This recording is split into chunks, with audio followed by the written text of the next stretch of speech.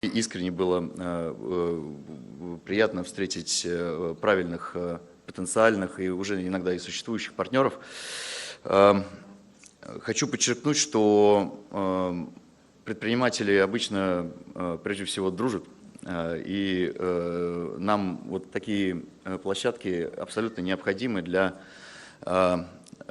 нахождения этого взаимодоверия и взаимопонимания. Только так пойдет. России нужна сильная Абхазия, а российским предпринимателям нужны сильные абхазские партнеры. И мы это увидели, они есть, и мы уже знаем, что делать.